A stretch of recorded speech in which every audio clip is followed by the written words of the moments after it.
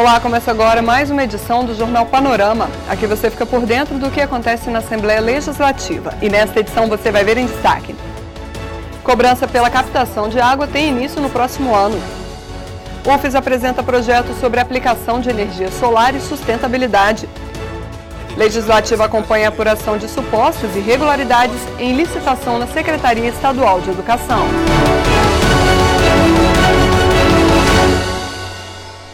Nesta terça-feira, os deputados tiveram sessões ordinária e extraordinária. Entre os temas em debate, a concessão de título de cidadão espírito-santense ao ex-presidente Lula. O repórter Edu Copernic explica. A terça-feira foi bastante agitada aqui na Assembleia, tudo por causa da publicação em Diário Oficial da concessão da comenda Domingos Martins ao ex-presidente Lula. A proposta de conceder a honraria foi do deputado Nunes.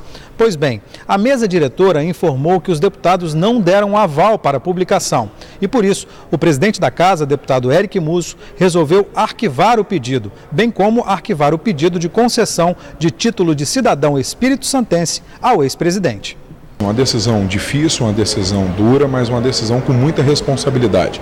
Uma decisão pensando na instituição Assembleia Legislativa, no poder constituído, no segundo maior poder do Estado do Espírito Santo, uma decisão com coerência, uma decisão onde nós arquivamos o pedido de título de cidadão espírito-santense ao ex-presidente Lula, onde nós arquivamos também a entrega da comenda, entendendo que há um ano das eleições nós não podemos levantar esse tipo de debate numa casa plural, numa casa onde se tem mais de 15 partidos, de várias alas, de várias frentes. Então nós, entendendo isso, fizemos essa decisão de dar essa negativa ao ex-presidente Lula e estendendo também agora sobre a determinação da presidência e da mesa diretora qualquer tipo de entrega de comenda a presidenciáveis, a candidata a presidente da República até o final da eleição do ano que vem.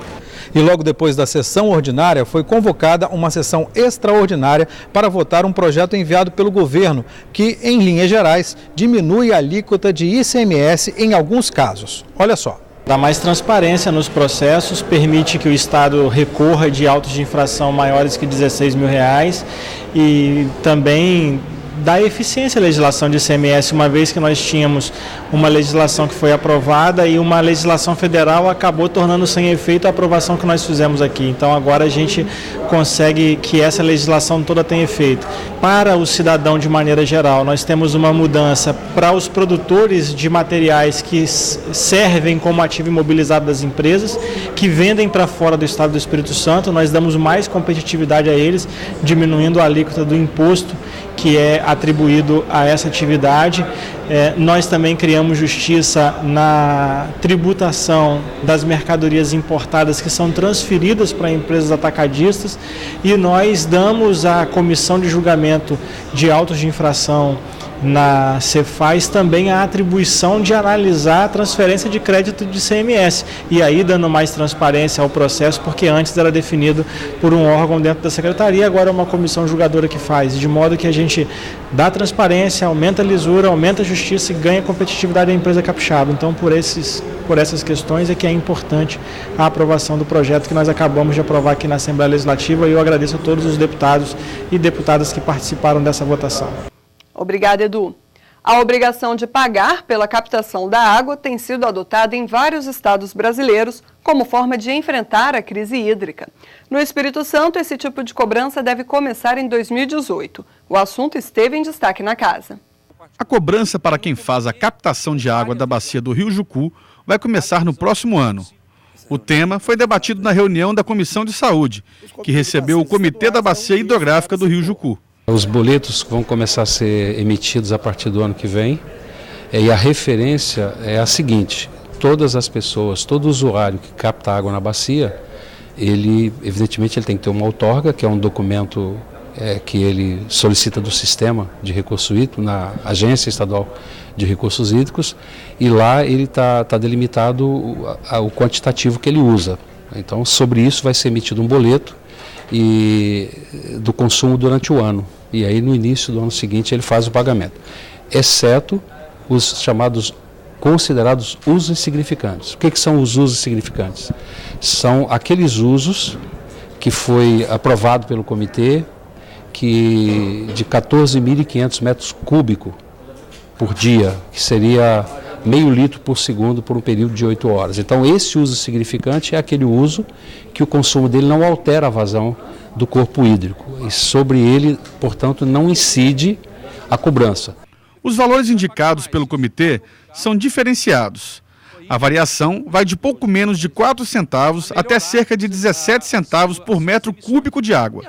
E os números dependem do tipo de captação e do uso do recurso. Tem gente que ainda acha que a água ela cai do céu a troco de nada e não dá a importância que a água tem, que ela é como insumo, ela é extremamente importante, não se produz nada sem água.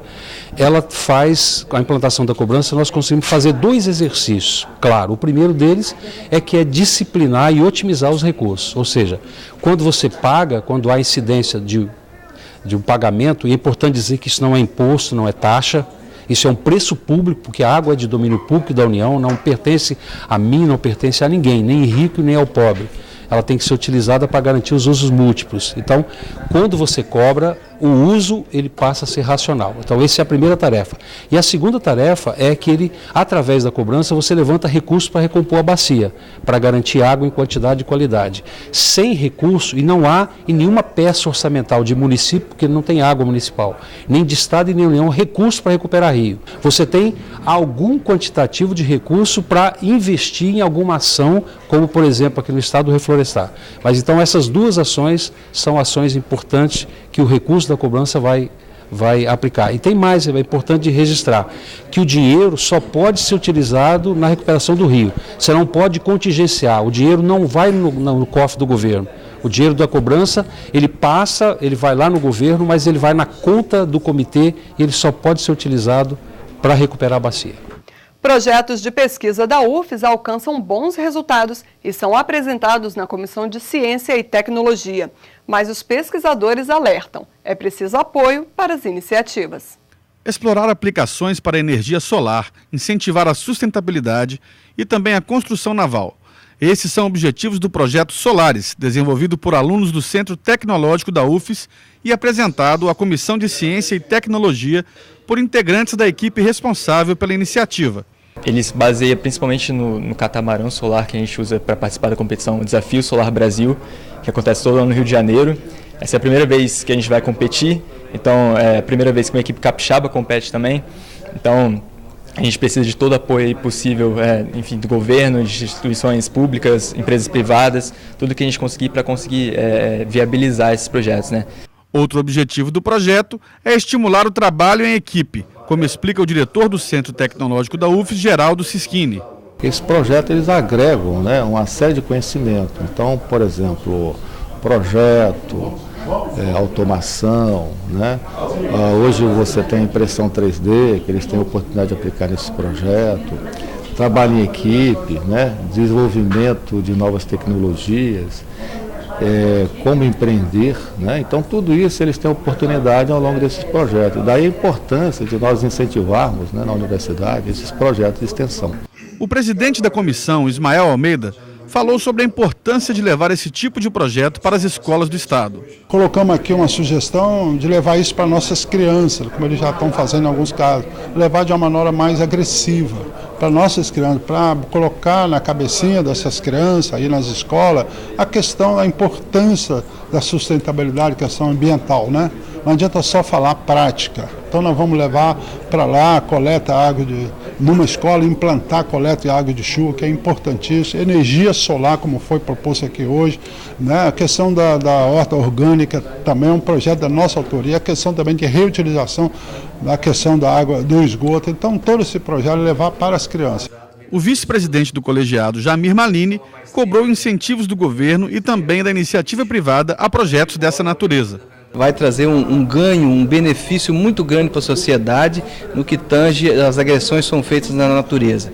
Então essa energia limpa, energia renovável, que é a energia solar, a qual foi aqui demonstrado pelo projeto Solares, é assim, de suma importância. Eu acho que o governo tem que abraçar e precisam ser feitos os investimentos e os patrocínios que esses alunos precisam desenvolver nas novas tecnologias. Vamos a um rápido intervalo. No próximo bloco tem notícias sobre os trabalhos da Comissão de Defesa do Consumidor e também celebração do Dia da Consciência Negra. Não perca!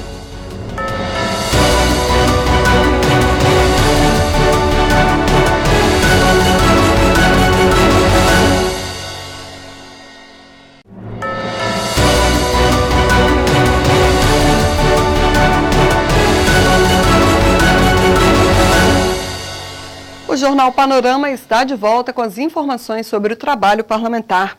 Deputados acompanham a apuração sobre licitação de serviços na área tecnológica para a Secretaria de Estado da Educação. Confira. O empresário convocado pela Comissão de Defesa do Consumidor chegou a chorar. Financeiramente até mensurável, mas emocionalmente, até hoje a gente... Ele é dono da empresa que ganhou uma licitação em 2011 para fornecer serviços de manutenção à rede sem fio da Secretaria de Estado da Educação. Mas logo depois de ganhar o processo, a Secretaria de Controle e Transparência do Estado levantou que haveria fraude. O processo foi cancelado. O empresário passou por investigação e, como consequência, perdeu o contrato e ainda foi descredenciado pela multinacional que representava, que é responsável pelos equipamentos. No fim das investigações, ele acabou sendo inocentado. Nós apresentamos nossa defesa junto aos órgãos de controle e fomos absolvidos. Mas nisso vocês já tinham perdido o contrato de forma fraudulenta, né? Desonesta, né? Já tinha perdido de forma fraudulenta, a minha empresa ficou exposta no mercado. E qual foi a medida adotada pela administração pública para buscar os verdadeiros culpados? Nada. O empresário acredita que houve fraude entre representantes do Estado e da distribuidora credenciada e que foi prejudicado por isso.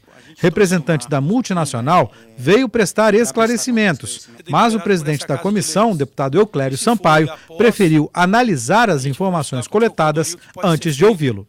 O Parlamento Estadual celebra Dia da Consciência Negra.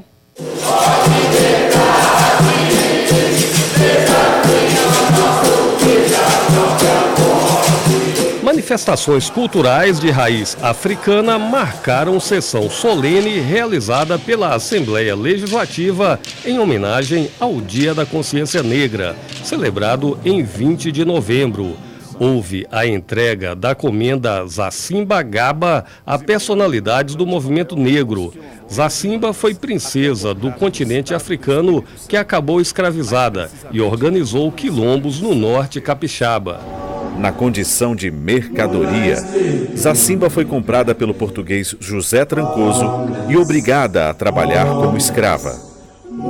A partir daí, sofreu todo tipo de humilhação, sendo por diversas vezes chicoteada, acorrentada e até mesmo abusada. Contudo, o espírito guerreiro da princesa falou mais alto. Então levantou-se contra o seu senhor e, juntamente com o seu povo, preparou um plano de liberdade. O Caxambu, manifestação que simboliza a alegria dos escravos ao serem libertos pela Lei Áurea, foi uma das apresentações durante o evento. Essa cultura é preservada ao longo dos séculos, graças ao legado de pessoas como a mãe de Santo Laurinda, descendente de negros do quilombo de Monte Alegre, localizado no município de Cachoeiro de Itapemirim. Eu estou com 75 anos, graças a Deus, e fiquei no lugar da minha mãe. Esse Caxambu tem ido para diversos lugares e estamos rodando, né? Que é a coisa muito importante para nós, e ser visto também, né? Mesmo que um fala assim, não, que esse Caxambu é uma macumba. Não, isso é a tradição dos antigos. Isso não é macumba, é uma tradição dos antigos. O secretário de Estado da Cultura, João Gualberto, participou do evento. Uma sociedade se faz com coisas reais, coisas concretas e coisas simbólicas. A independência do Brasil comemorada no 7 de setembro é uma coisa importante, a República no dia 15 de novembro. E o Dia da Consciência Negra é um dia importante do Brasil que nós vivemos. Ele marca uma inflexão de um país que precisa reparar esse mal feito durante todo o período colonial, durante o período imperial. O Brasil é um país cuja contribuição do trabalho daqueles que vieram da África é muito grande, é muito extensa e muito desconhecida. Eu acho que, sobretudo, assim, há uma cultura africana que é muito forte. Há um estudioso, que é o embaixador Alberto Costa e Silva, que afirma uma coisa que eu gosto muito de repetir. A cultura africana é tão forte como a cultura grega. Os africanos têm na África um contingente de conhecimento e tecnologia que nós, quando tratamos como escravizados, reduzimos muito, simplificamos muito. E o olhar brasileiro é o olhar do escravizado. Então, acho que a gente tem que restituir, ao meu ponto de reflexão, é a força da cultura negra, é a força que esses escravizados, imigrantes forçados tiveram na construção da sociedade brasileira. A solenidade foi proposta pelo deputado Nunes. Essa homenagem é fruto de um debate realizado na audiência pública. Nós realizamos em 2015 uma audiência pública e na oportunidade as pessoas enalteceram muito, né, a história da Zacimba Gaba aqui no norte do estado. É uma negra africana que veio para cá, para o estado, né, em São Mateus, e ali começou toda uma história. E essa história é uma história muito linda. Então, portanto, essa comenda é justamente para poder enaltecer a luta, não só dela aqui no estado do Espírito Santo, mas também para todos aqueles e aquelas que, de certa forma, lutam por igualdade racial. Por hoje é só. Amanhã tem nova edição do Jornal Panorama com as notícias do Legislativo Capixaba. Obrigada pela companhia de sempre e continue ligado na programação da TV Assembleia.